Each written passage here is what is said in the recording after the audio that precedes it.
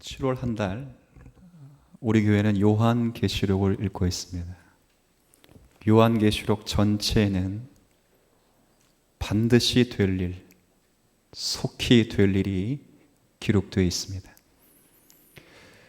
크게 세 가지 심판으로 기록되어 있는데 7인으로 되어 있는 심판, 그리고 7 나팔로 된 심판, 그리고 7 대접으로 되어 있는 심판입니다.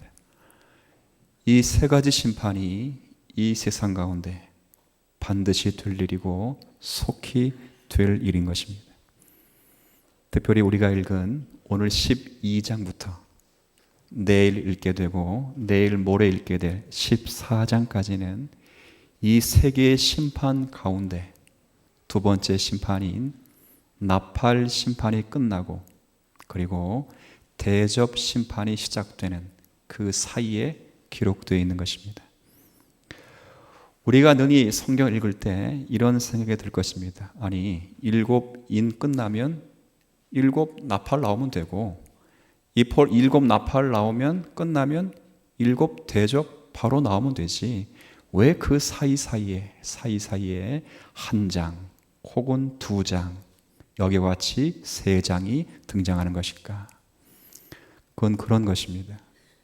반드시 될 일, 속히 될 일을 예수님께서 알려주신 다음에 알아서 살라 이렇게 말씀하는 것이 아니라 반드시 될 일, 속히 될 일이 이러한데 이 땅 가운데 교회가, 성도가 무엇을 소망하며 어떻게 살아야 되며 교회의 영적인 주소가 어떠한지를 보이기 위하여 성도들이 지치지 않게 그 사이사이에 마치 막간 장면처럼 한 장씩, 2장씩, 석 장씩 들어가 있는 것입니다.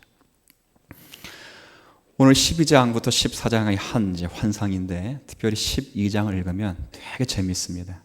제가 12장부터 14장까지 쭉 읽고 나서 이걸 영어로 만들면 판타지 영화가 되겠구나 그런 생각이 들어요. 오늘 읽은 12장에는 새 실체가 나오는데 붉은 용 한 마리가 나오고 붉은 용 한 마리 말고도 한 여자가 나오고 그 여자가 낳은 남자아이가 나오고 용은 남자아기를 잡아먹으려다가 실패하고 쫓겨나고 그리고 다시 용은 그 남자아이를 낳은 여자를 잡아먹으려고 하는 그런 내용이에요. 이게 무슨 내용인가? 그림 언어로 되어 있기 때문에 그냥 읽으면 재미있지만 그러나 이 실체를 바로 알고 이 실체 속에서 교회가 지금 사단과 세상과 영적인 싸움의 대치 가운데 있는데 어떤 싸움을 싸워야 되는지 그리고 그 싸움을 싸우고 있는 교회의 종국 결말은 어떻게 끝나는지를 영적으로 보여주는 내용이 12장의 내용인 것입니다. 오늘 12장 내용을 잘 알기 위해서는 그래서 세 개의 실체를 알아야 됩니다. 세 가지. 하나는 용, 하나는 여자, 하나는 여자가 낳은 남자. 자, 하나씩 보죠. 3절 한번 3절. 자, 제가 설명합니다. 하늘에 또 다른 이적이 보이니 보라. 자, 그 다음 용은 용인데 형용사가 지금 세 가지로 꾸며져 있어요. 하나는 한 마리의 용이다. 근데 용은 용인데 작다, 크다? 크다. 색깔은 어떤 색깔이다? 용이 나오는데 그 용을 수식하는 데서 한 마리고 그리고 대단히 크고 그리고 붉게 돼 있다. 전사들이 전쟁에 나갈 때 붉은색을 칠하는 것은 그것이 위장이 아니라 군사의 강인한 것을 표현한 것입니다. 자, 일단 느껴보십시오. 이 존재가 어떤 것인지. 머리는 몇 개입니까? 3절. 머리는 몇 개라? 대단히 지성적인 존재라 그런 뜻이. 그리고 뿔이 몇 개라? 고대 사회의 뿔은 권세와 능력과 영광을 상징하는 것입니다. 나름대로의 힘이 있고 나름대로의 권세가 있는 그 존재. 그 7 머리마다 7 무엇을 썼더라? 면류관을 쓰고 영광을 받고 있는 존재. 3절을 읽으면 어느 정도 존귀와 영광과 능력을 가지고 있는 실체로구나. 자, 4절 그 꼬리, 용의 꼬리. 이건 아마 제가 이건 해석해 드릴게요. 용의 꼬리는 간교한 지혜를 가리킨 겁니다. 그 간교한 지혜로 꼬리로 하늘의 별 3분의 1을 끌어다가 땅에 뭐 했어요? 던졌더라. 간교한 그 지혜로 하늘의 별과 같은 천사 가운데 수많은 천사를 유혹시켜서 타락시킨 그 실체. 자, 그가 무엇을 하는가? 4절 중반에 용이 해산하려는 여자 앞에서 그 여자가 해산하면 그 아이를 뭐 하려고 준비하고 있다고요? 삼키고자. 자, 제가 묻습니다. 용 이야기하는 것입니까? 용을 비유해서 실체를 이야기하는 겁니까? 용 이야기입니까? 실체 이야기입니까? 자, 그러면 이 용은 자, 누구라? 시작. 그렇죠. 마귀 사단. 감사하게 답이 있어요. 제가 한 게 아니라 9절. 큰 용이 내쫓기니 옛뱀, 창세기에 나와 있는 그 뱀이라고도 부르고, 자, 그 다음 같이 있습니다. 시작. 마귀라고도 하고 사탄이라고 하며, 거기까지. 자, 마귀며 사탄이에요. 같은 겁니다. 마귀 다르고 사탄 다른 게 아니라 마귀와 사탄은 부르는 식의 이름이 다를 뿐 한 실체죠. 그가 하는 일이 뭐라? 9절 중반에 온 천하를 뭐 하는 사람? 꾀는 인격체입니다.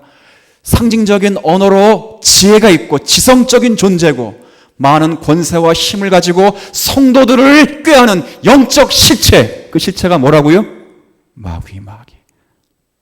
설명이 어려운 게 아니죠. 답이 이미 다 돼 있어요. 아, 용은 마귀를 상징하는구나. 자, 그러면 또 한 사람이 등장합니다. 1절 여자가 나오는데 이 여자 하늘에 큰 이적이 보이니 계속 큰 이적이 보여. 아까 3절에도 큰 이적이 보일 때 붉은 용이 나오고 1절에 큰 이적이 보이니 또 누가 나오냐면 해를 옷 입은 한 누가 나왔어요? 여자. 근데 이 여자가 외모가 범상치 않아요. 자, 옷을 입었는데 무엇으로 옷을 입었다고요? 1절에 자, 해를 옷 입은 한 여자. 해가 뭐예요? 해 여기서 해가 뭐예요? 해를 옷 입은 한 여자. 성경 그냥 읽으면 이게 뭔가 그런데 잘 읽어보면 대단히 은혜스러워요. 감동받았어요. 태양을 입은 여자라는 뜻이에요. 태양을 옷 입은 게 상상이 되십니까? 뜨거워서 입겠어요 그거? 근데 어떻게 옷을 입었는데 태양을 옷 입을까? 그 다음 말은 더 멋있어요. 발판이 있는데 그의 발 아래는 뭐가 있고요? 생각을 해보세요. 생각을. 제가 우스갯소리 하나 할게요. 여성들의 속지 말아야 할 것 누가 알려줬어요. 첫 번째 화장발, 두 번째 조명발. 은근하게 달이 여자를 서포트를 탁 해주니까 그게 상당히 아름다워요. 달빛이 그 발밑에 있어서 그 여인의 아름다움을 쫙 비춰주죠. 그리고 그 여인의 면류가 있는데, 자, 그 다음에 머리에는 왕관이 있는데, 여인의 왕관이 있는데 머리에는 12모의 관을 썼다고요? 12지파를 상징하는 그 관을 썼더라. 답하지 마세요. 답하면 틀립니다. 이건 분명히 틀려. 이 여자 답하지 말라 했어요. 이 여자가 누구라? 생각만 해서. 말은 뭐라고 하고 싶어요? 이 여자가 누구라 그러면 물어보면 누구라? 그렇죠. 그리스도라 이렇게 생각하고 싶죠. 그죠? 근데 그리스도 예수는 이 땅에 오실 때 남자로 왔습니까? 여자로 왔습니까? 남자로 왔어요. 그러니까 답은 아니죠.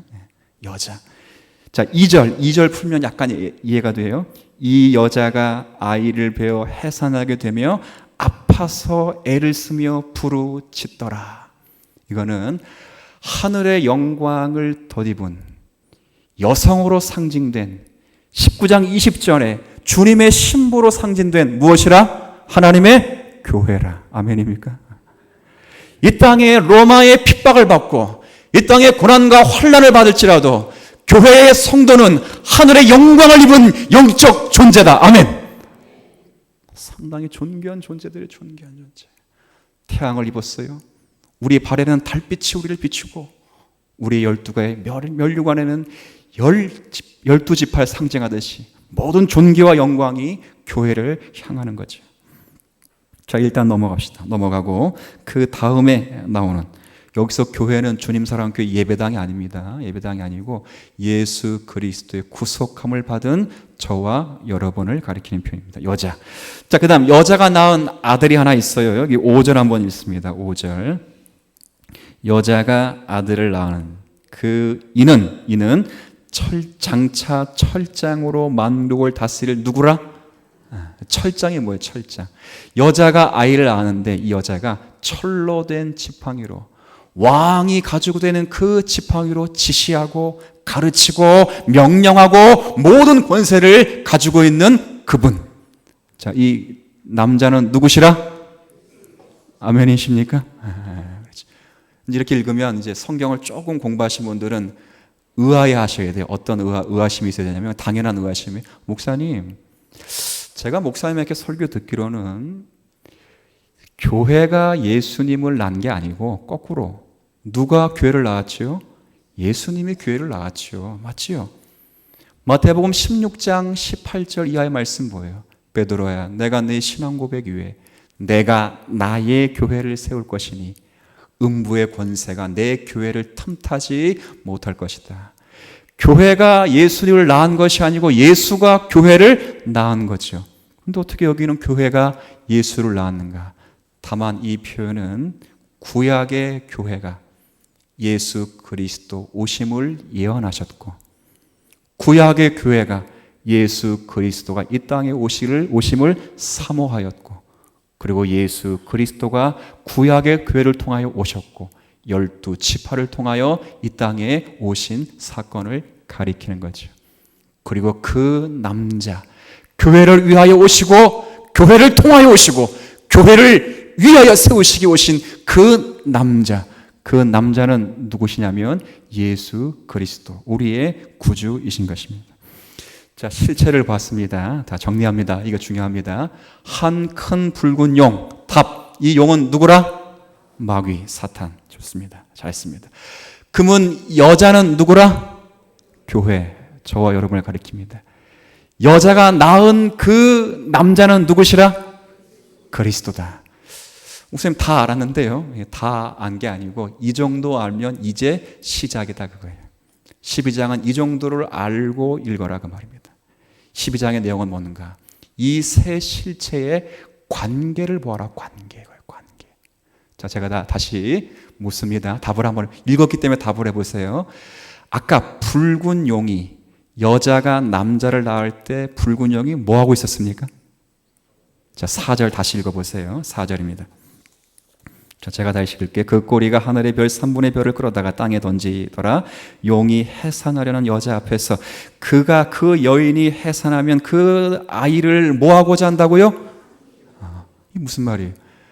예수님이 이 땅에 태어나시면 그 예수를 죽이려고, 그렇죠, 삼켜버리려고 했다가 누가? 사탄이 헤롯 왕의 정욕의 마음을 꽉 붙잡고 있어서 베들레헴에 태어난 그리스도를 죽이고 해. 유대 땅에 2살 미만의 모든 남자아이를 다 죽이고 공생에 시작하는 그 시간에 예수 그리스도가 40일 금식하신 후에 사단으로부터 시험을 받으신 후에 사단은 끝까지 나사렛 고향 사람 마음을 충동시켜 그리스도 예수를 죽이려고 했고 유다 정치와 바리새인들과 서기관들과 사내들이 공유의 시험을 통하여 예수님을 죽이려고 한 것이죠. 그리고 마지막에 마치 사탄이 성공하듯 유대 왕과 로마 총독과 모든 군대들이 예수 그리스도를 십자가 저주 아래 가두고 죽였지요. 표면상으로 보면 누가 이긴 것처럼 보입니까? 사탄이 이긴 것처럼 보이죠. 그러나 예수 그리스도는 그 죽음에서 부활하시고 승천하시고 죽임당한 어린 양으로 하나님 보호자 우편에서 지금도 살아계셔 우리를 위하여 중보하고 계시는 승리의 주님이시다. 아멘. 자, 5절 답이 있어요. 그래서 승리했다는 게 표면적으로 보면 사탄이 이긴 것처럼 보이나 5절 여자가 아들을 낳으니 이는 장차 철장으로 만국 온 세상을 통치하시는, 온 세상을 역사하시는, 온 세상을 주관하시는 그리스도 예수다. 하나님이 그 아이를 하나님 당신 앞과 그 보좌 앞으로 함께 있습니다. 올려가더라. 자, 마귀가 승리한 것 같은데 마귀가 승리한 겁니까? 실패한 겁니까? 실패한 거죠.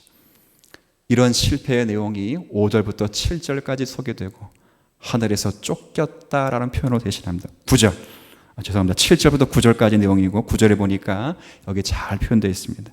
큰 용이 사탄이 내쫓기니 옛뱀 곧 마귀라고 하고 사탄이라고도 하며 온 천하를 꿰는 자라. 자, 그 다음 보세요. 그가 땅으로 뭐 했다? 내쫓겼다. 그만 내쫓긴 것이 아니라 그와 함께 했던 사자들, 요즘 말로 하면 똘마니들도 함께 내쫓임을 당했다. 이 똘마니 이야기는 13장부터 쭉 나와요. 똘마니 이야기들이. 똘마니들도 함께 쫓겨나갔다. 이 이야기를 하는 거죠. 자, 아시겠어요? 자, 그 다음에 이 이야기의 끝인가? 이제 이걸 근거로 해서 하고 싶은 이야기가 뭔가? 사탄이 예수 그리스도의 십자가의 승리와 부활 승천하심으로 하늘에 쫓겨내렸는데 이 하늘에서 땅으로 쫓겨내려간 사탄 마귀가 가만히 있는가? 그렇지 않다는 거예요. 자, 13절 말씀 이제 자, 지금부터 하는 말씀 잘 한번 주목해 보시길 바랍니다. 13절. 사탄이 방향을 바꾸어서 이제 아이를 낳은 여자를 핍박합니다. 13절. 용이 자기가 땅으로 내쫓긴 것을 보고 남자를 낳은 누구를 박해한다고요?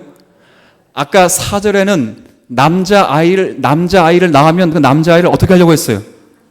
근데 그게 실패로 돌아갔어요. 실패로 돌아가니까 깨갱깨갱거리고 도망가지 않고 땅으로 내려가서 이제는 누구를 박해한다고요? 그 남자아이를 낳은 누구? 여자가 누구를 했어요? 이 땅 가운데 교회가 예수 그리스도가 살아계신 동안, 이 땅에 예수 그리스도가 재림하신 동안 사탄 마귀로부터 공격받는다는 것이 맞습니까? 그럼에도 승리한다는 사실을 확인하십니까? 아멘이죠. 마귀의 존재가 이제는 예수 그리스도를 죽일 수 없어요. 이미도 부활하시고 승천하시고 완전하신 분이죠. 그러니까 그 교회에 오신, 그 교회 가운데 오신 예수 그리스도를 핍박하지 못하니까 교회를 핍박하는 거죠. 오늘 이 이야기를 하는 것입니다. 자, 그런데 말씀하고 싶은 요지는 이 싸움에서 반드시 여자는 승리한다, 실패한다? 승리한다. 왜 그러는가? 6절 한번 가보시죠. 그 여자가 어디로 도망갔어요? 사탄 때문에 광야로 도망갈 수밖에 없어요.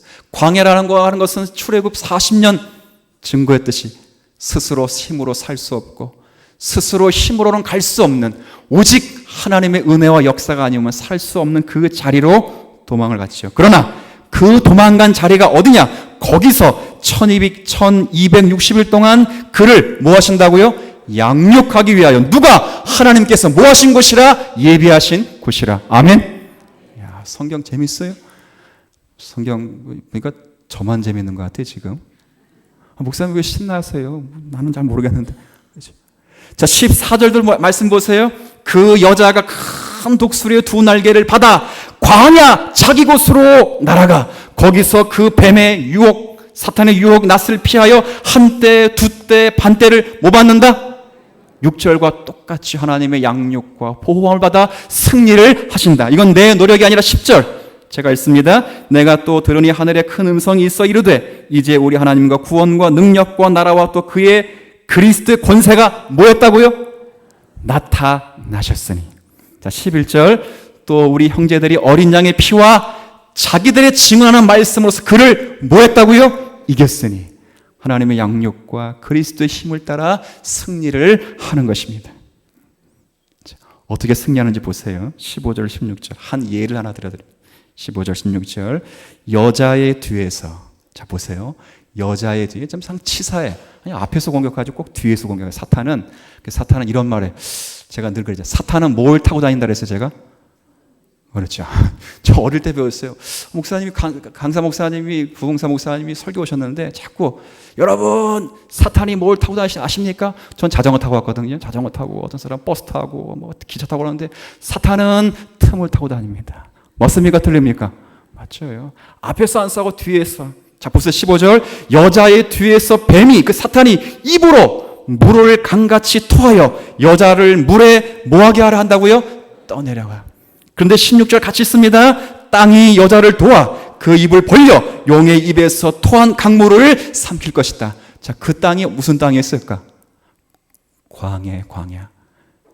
메마른 땅, 척박한 땅, 인간에게 도움이 없어 보이는 그 땅이 오히려 하나님의 명령에 순종하여 그 여인을 도우는 것이, 이렇게 생각하시면 돼요. 이제 그림을 하나 제가 설명해 드릴게요.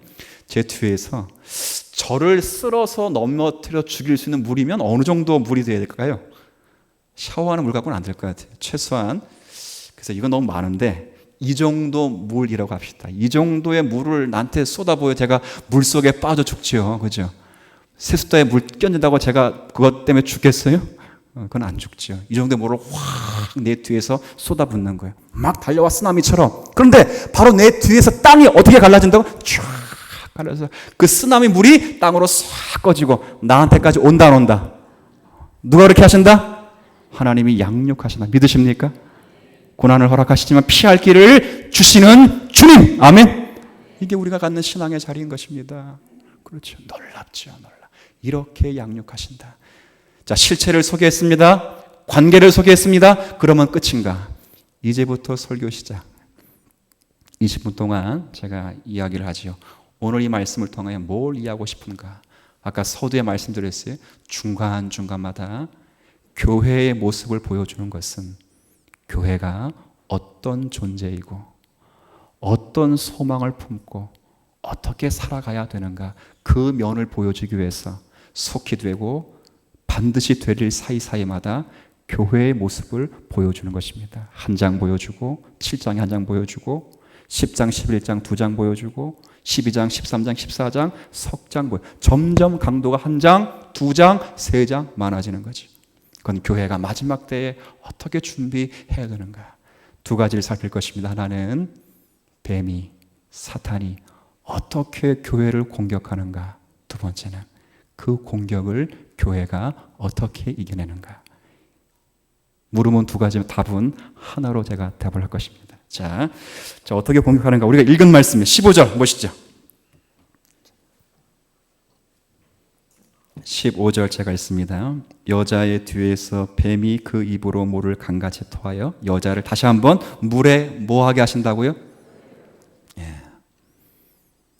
여러분 이런 생각 한번 들어보셨어요? 저는 성경 읽으면서 이런 의미 들었어요. 자, 이 정도 물이라고 합시다. 이 예배당을 꽉 차온 물이 와야 내가 쓰러지잖아요. 그렇죠? 이런 생각을 해요. 뱀이, 사탄이 이 정도의 물을 머금을 수 있다면 그 머리는 얼마 정도 될까요? 이 예배당보다 커야 돼, 작아야 돼? 커야지요. 그러면 그 큰 입을 딱 벌려서 아까 누구를 잡아먹으려 했듯이 여자가 낳은 남자를 잡아먹듯이 뭘 잡아먹으면 돼요? 여자를 잡아먹으면 돼요. 근데 왜 그렇게 하지 않고 굳이 수고하며 물을 샥 쏟아서 쏟아 죽이려고 쓸려 내려가게 하는가, 그거죠. 이게 사탄이 교회를 공격하는 방법인 것입니다. 잘 아십시오. 사탄은 예수 믿는 자를 죽여서 교회를 없애지 않습니다. 예를 들어 우리 장로님을 할 거, 기도하신 장로님, 최원옥 장로님, 예수 그리스도를 믿으면 죽임을 당할 것이고 예수 그리스도를 한 번만 부인하면 살 것입니다. 누가 칼을 딱 댔다면 그렇게 해서는 교회가 무너진다, 안 무너진다? 교회 역사가 증명한 것이고 세계 역사가 증명해낸 것입니다. 교회는 그렇게 해서 무너지지 않았습니다. 그러면 사탄이 어떻게 공격을 하는가? 교회가 본질을 잃어버리게 하는 것입니다. 참 무섭습니다. 교회를 없애는 것이 아니라 교회에 마땅히 있어야 될 진리, 사거리, 장난감식으로 만들어 놓는 것입니다. 이거가 똑같죠.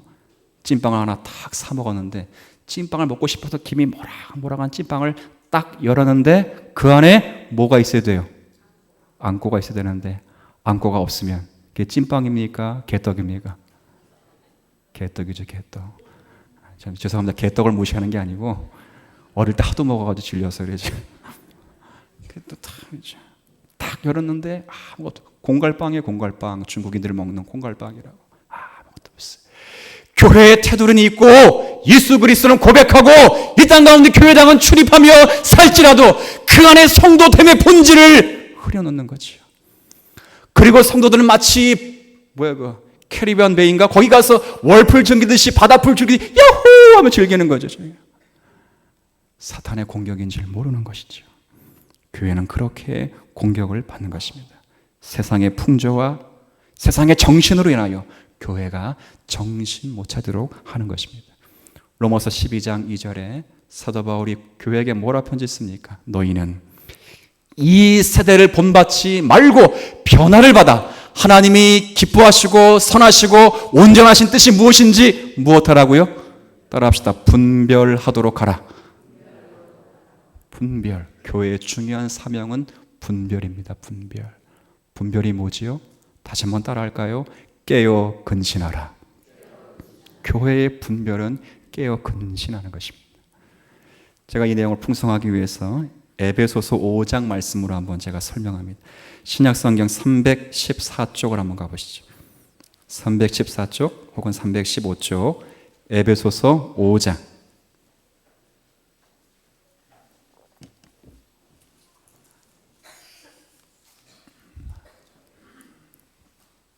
에베소서 5장 15절부터 21절까지.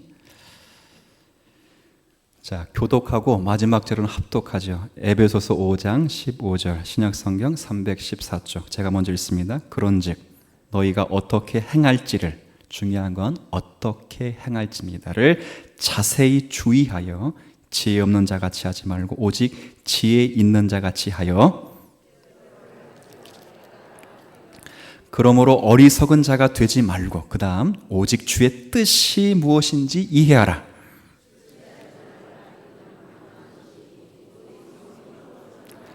시와 찬송과 신령한 노래들로 서로 화답하며 너희의 마음으로 주께 노래하며 찬송하며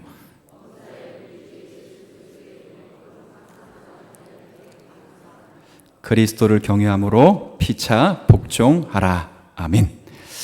자, 여기 지금 여러분 읽은 15절부터 21절까지는 제가 설명을 할게요. 두 상태를 비교하는 것입니다. 어떤 상태를 비교하냐면 술 취한 상태와 또 하나는 뭐에 취한 상태? 이게 똑같은 건 뭐예요? 둘 다 취했어요. 둘 다 취했고 둘 다 충만한 거예요. 근데 하나는 뭐에 취했고 뭐에 충만하다고요? 술에 취하고 술에 충만하고, 하나는 뭐에 취했고 뭐에 충만하다고요? 성령. 이 둘의 차이점을 비교하는 거예요. 차이점. 이 차이점을 통해서 성도가 어떤 자세를 품어야 되는지 비교하는 것입니다. 자, 비교해 볼까요? 먼저 술 취함의 특징이 뭔가? 18절에 제가 읽을게요. 술 취하지 말라. 이는 뭐 하는 것이라고요? 자, 술 취함의 특징을 한마디로 말하라. 뭐라? 방탕함. 방탕함이 뭐예요? 분별력을 상실하다, 그 말이에요. 여러분, 이런 분이 있어요. 목사님, 술 취하면 방탕한 게 아니라 뭐가 많아진다고요? 말이 많아지고. 왜 말이 많아지는 겁니까? 용감해지고 뭐해지기 때문에? 대담해지기 때문에. 근데 잘 생각해서 용감해지고 대담해서 말이 많아지는 게 아니고 분별력을 상실해서 말이 많아지는 겁니다. 여러분, 나중에 옛날에 영업직 하시는 분들은 바이어를 상대할 때 반드시 그에게 먹여야 될 것. 왜 술을 먹여요? 정신을 몽롱하게 해서 자신에게 선대하게끔 계약서를 쓰도록 꼭 술을 먹이죠. 집에서 보세요. 약주 좋아하시는 아버지들이 가끔 술 드시고 오시면 갑자기 주머니에서 뭘 꺼내요? 쫙. 그래서 누구 줍니까 다? 평소에 그거 줘 안 줘? 아침에 일어나서 지갑 딱 열면 또 뭐라래? 누가 훔쳐갔어? 그래. 그게 용기가 대담한 거예요? 용기가 많은 거예요? 뭐가 없어진 거지요? 분별력이 사라진 거지요.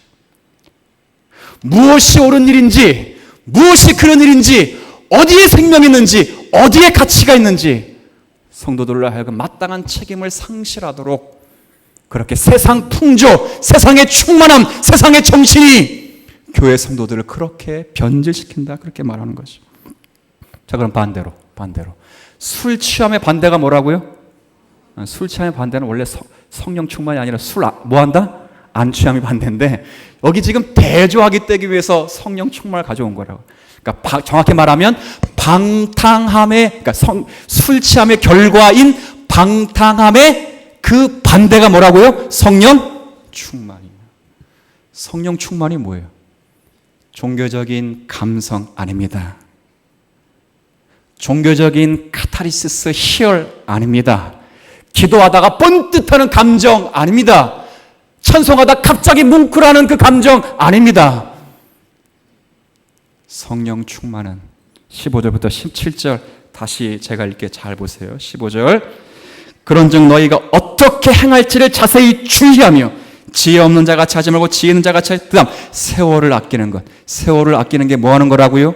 성령이 충만한 것입니다. 때가 악하니라. 그러므로 어리석은 자가 되지 말고 오직 주의 뜻이 무엇인지 이해하는 것. 그것이 뭐 하는 것이라고요? 성령으로 축복받는 거지. 그건 다른 것이 아닙니다. 버티고 서 있는 것입니다. 세상의 풍조가 술 취함처럼 교회에 범람에 들어올지라도 거기에 자신의 몸을 맡기는 자가 아니라 그 정신에 버티고 그리고 그 세상의 정신과 싸우며 삶에서 매일을 세월을 아끼며 사는 거죠. 성령 충만한 사람은 승승장구하고 출세하고 좋은 회사 가고 좋은 대학 가서는 것 증명되지 않고 그 영혼이 주의 진리의 말씀에 근거하여 주님의 기뻐하신 뜻이 무엇이며 주님이 내게 허락하신 성품을 따라 이 세상을 살기 위하여 고군분투하며 살아가는 세상의 정신에 자신을 떠내려가지 않기 위하여 깨어 근신하며 사는 자들이 성령에 충만한 사람들인 것입니다. 제가 이제 설명하죠. 그러면 세상에 떠내려가지 않을 수 있도록 세상에 떠내려가지 않으려면 어떻게 해야 되는가? 우리 아까 우리 기도하시는 천학 장로님이 일부 설교를 요약하신 것 같아요. 그죠? 그 기도가 그 결과가 뭐예요? 그리스도를 붙잡고 그분을 소망해야 된다 그랬습니다. 우리가 세상의 풍조를 떠나려가지 않으려면 우리는 유일하신 진리의 근원 되시는 그리스도 예수를 붙잡고 그분을 소망해야 하는 것입니다. 여러분 잘 보십시오. 요한계시록 구조를 잘 보세요. 제가 파노라처럼 보여드릴게요. 1장 계시가 무엇인가? 요한계시록이 무엇인가? 예수 그리스도의 계시라 했습니다. 그가 보여주는 반드시 될 일, 속히 될 일이라고 했습니다. 그리고 보여주시는 분이 누구신가? 1장에 쫙 설명해 두었습니다. 그리고 2장, 3장 반드시 될 일과 속히 될 일을 누구에게 알리시는가? 바로 7 교회로 대표된 모든 교회에게 알리시는 것입니다. 그리고 4장부터 마지막 22장까지 반드시 될 일과 속히 될 일을 쫙 설명하시는데 그 반드시 될 일과 속히 될 일을 소개하기 전에 4장에 보면 하나님 보좌에 앉으신 이, 그리고 지난주 5장을 읽었듯이 죽임당한 무슨 양? 어린 양. 그 소개를 하는 것입니다. 왜 소개하죠? 반드시 속히 될 일, 그 일은 하나님과 예수 그리스도가 주관하신 일이요. 반드시 될 일, 속히 될 일은 바로 어려움과 고난이 있을지라도 하나님과 그리스도 예수로 승리할 수 있다는 얘기요. 그분만을 붙잡기 위하여 그 역사를, 그 실체를 드러내시기 전에 그걸 붙잡고 계시는 주님이 누구신지를 먼저 소개하는 거죠. 그분만이 변하지 않습니다. 모든 것은 다 변하죠. 그러나 1000년이 2번 지날지라도 여지까지 변하지 않는 것은 그리스도 예수와 그분의 말씀인 것입니다. 아멘. 세상의 기술은 항상 변합니다. 제가 재밌는 얘기 하나 드릴게요. 시대마다 여성분들이 선호하는 남성상이 다 달랐대요. 한번 우리 어르신들 보세요. 50년, 60년대 인기 많았던 남성상은 무뚝뚝하고 그 다음 말이 별로 없고 카리스마가 있는 남성. 그렇죠. 저같이 생기면 인기가 있었겠어요? 없었겠어요? 없었어요. 일단 뭐같이 생겨야 돼? 남자처럼 딱 이렇게 그렇죠. 그렇게 생겨요. 그 다음에 70년, 80년대에 인기 있었던 남성은 어디냐? 그건 자상한 남자, 자상한. 그때 여성 인권이란 말이 처음 등장했던 시대이기 때문에 남자 가운데도 자상한 남자. 저도 거기에 속하진 않아요. 그 다음에 90년대가 되면 남성 상이 뭘로 바뀌냐? 그때 문화가 이제 막 꽃을 피운다고. 그래서 재미있는 남자가 인기가 많아요. 농담 잘하고 말 잘하고 이벤트 잘하는 남자. 저는 거기도 속한다 안 속한다? 거기도 안 속해요. 뭐 다 안 속해. 2000년대가 되면 이제 남성상이 드디어 바뀌어. 뭘로 바뀌는가? 돈 많은 남자로 바뀌어요. 그래서 모든 결혼정보업체에서는 소비자 중심 시대를 지향해서 남자 결혼 청년을 평가할 때 두 가지를 봅니다. 하나는 출신 대학과 연봉이 얼마인지. 그렇죠. 2010년이 지납니다. 10년이 지나면 현 시대는 또 남성상이 바뀌어요. 뭘로 바뀌었을까요? 저는 읽고 깜짝 놀랐어요. 뭘로 바뀌었냐면 돈 많이 둔 부모를 가진 남자. 이게 무슨 말이에요? 남자가 돈만 많아서 될 게 아니고 돈도 많고 자상하고 유머 있고 이벤트 잘하고 카리스마 있고 부드러운 그런 남자. 그런 남자 세상에 있다 없다? 있다. 없다. 그렇지. 없다. 뭘 보면 알 수 있어요? 집에 아빠를 보면 알 수 있어요. 아빠. 없다고요. 세상은 그렇게 변하지요. 결혼 안 하신 우리 여성 청년들 희한한 백마탄 왕자 기다리지 마시고 그분은 예수님으로 족한 다음에 여러분은 이 땅 가운데 기도하시고 인격을 그리스도에게 드리시고 바른 비전과 바른 가치관과 그리스도의 성품을 찾는 그런 남성상을 만나게 되기를 주님의 이름으로 축복합니다. 돈은 플러스 알파고 그죠? 그거 세상은 변하죠. 그러나 우리 모든 성도가 그리스도의 말씀과 그리스도의 뜻과 그리스도의 성품에 닷을 내릴 때 세상의 풍조에 떠내려가지 않는 것입니다. 사랑하는 성도 여러분, 하나님의 약속과 은혜 위에서 죄와 싸우시길 바랍니다. 매일매일 죄와 싸우십시오. 이 나라를 주님께 드리겠다 그런 쓸데없는 짓 하지 마시고 이 부처를 주님께 드리겠다 엉뚱한 말 하지 마시고 이 교회를 주님께 드리겠다 그런 꿈 꾸지 마시고 아시겠어요?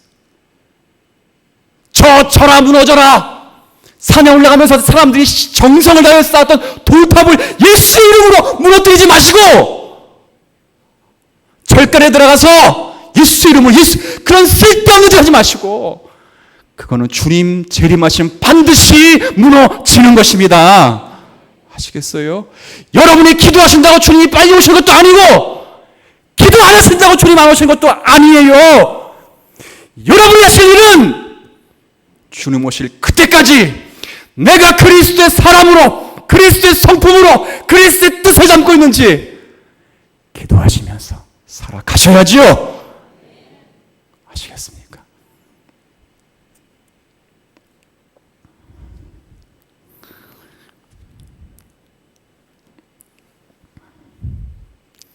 한국교회를 무너뜨린 가장 큰 것이 뭔가 라고 말할 때 모든 목회자 신학 있고 지적이고 성경 강해를 잘하시는 목사님이 시작한 것이 한국교회는 따라합시다.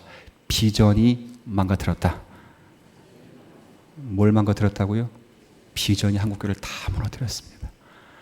비전으로 저 멀리 끄는 보고 지금 당장 여러분이 죄와 싸우시는 그 일, 그리스도의 성품을 담는 그 일을 다 무너뜨리고 저 멀리에다만 유토피아를 설정해 놓고 주실 줄로 믿습니다. 그게 신앙의 전부가 되어버렸으니 한국교회는 그거에 대한 답을 지금 누리고 있는 것이지요.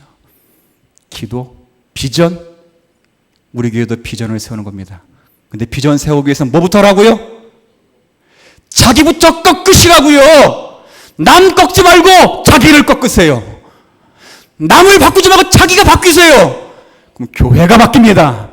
여러분을 바뀌기 위해서 제가 바뀌면 되고 여러분을 저를 바뀌면 여러분이 바뀌시면 됩니다. 그러면 교회는 바뀌는 것입니다. 주님이 뭐라고 알려주셨어요? 매번 기도할 때마다 하늘에서 하나님의 뜻이 이루어진 것 같이 이루어졌어요. 이 땅에서도 뭐 하길 원한다고요? 하늘에서 이루어진 뜻인데 왜 내 마음엔 이루어지지 않을까? 하늘에서 이루어진 거룩한 사랑, 배려, 이해, 조직이함. 근데 왜 남에게는 옆 사람을 이해 못할까? 포용하지 못할까? 마땅히 있어야 할 눈물이 없을까? 마땅히 있어야 될 이해와 배려가 없을까? 천국에 가면 성도들의 눈물을 닦으신다고 하는데 주님이 종성의 눈물을 딱 닦으려고 손수건을 딱 준비하는데 제가 주님 때문에 흘려보는 눈물이 없어서 닦으시는 주님도 민망하시고 닦임 받는 제가 민망하면 과연 우리가 영적 싸움을 싸우고 있는 성도들일까? 그 생각을 제가 성경 읽고 하게 되었습니다. 나라를 바꾸겠다고요? 여러분이 바꾸는 것이 아닙니다. 나라는 주님이 지금도 박근혜와 김정은을 주고 계시는 것입니다. 아시겠어요? 세상을 바꾸시겠다고요? 여러분이 바뀌면 세상은 뒤집어지는 것입니다. 여러분이 하는 일은 가정에서 살면서 죄와 싸우십시오. 거룩함을 사모하기 위해서 주님이 이루신 영광으로 자신을 무장하십시오. 눈물을 흘리십시오. 자기가 만에 없는 사랑과 희생과 이해가 없고 배려심이 없는 것 때문에 땅을 치십시오. 비전 때문에 일을 나중에 묻지 마시고 오늘 이 싸움에 반드시 싸울 싸움, 나를 증명하는 것이 아니라 주님의 뜻을 증명하기 위하여 자신을 복종시키십시오. 이 싸움을 싸울 때 반드시 승리가 있다 없다? 있다는 것. 그리스도의 권능이 나타나셨느니라. 어린 양으로 이기셨느니라. 너의 증언하는 말씀으로 이기셨느니라. 그리고 광야에 쫓길지라도 하나님이 광야를 예비하셨어. 내가 그를 양육시킬 것이고 1260일 한때 두때 반 세때 반 주님이 재림하실 그때까지 내가 내 교회를 음부의 권세가 틈타지 못하도록 이겨 승리케 하실 것이다. 이 말씀 의지하여 승리하는 그날까지 죄와 싸우시는 우리 모두가 되시기를 주님의 이름으로 축복합니다. 하나님 아버지, 두렵고 떨리는 말씀, 그럼에도 불구하고 위로가 되고 확신한 말씀 우리가 읽었습니다. 지금 우리가 싸우고 있는 싸움이 무엇인지를 고민해 보게 하여 주옵시고, 십자가 밑에 자신을 죽이는 싸움인지 십자가에 황금색을 칠하는 싸움인지를 구별케 하셔서 이 땅의 세상의 풍조와 정신이 우리의 심령을 주관하지 못하도록 악한 마귀의 권세의 괴계를 바로하라 이겨 승리하도록 영적으로 무장하는 자가 되게 하여 주옵소서. 어린 양으로 승리할 수 있습니다. 그리스도의 권세로 승리할 수 있습니다. 변하지 않는 길과 진리와 생명 되시는 예수 그리스도로 승리할 수 있사오니 그분의 마음, 그분의 뜻, 그분의 온전하심을 마음과 이성과 감성과 지혜로 품고 살아가도록 은혜를 더하여 주옵소서. 기도로 자신의 무릎을 꺾게 하여 주옵소서. 자신이 변화되게 하여 주십시오. 그래야 이 교회가 주님 보시기에 아름다운 교회, 해를 품고 달을 밟고 12별의 면류관을 쓴 아름다운 교회의 존귀한 모습이 이 세상에 별과 같이 빛나도록 은혜를 더하여 주옵소서. 예수님의 이름으로 기도 올립니다.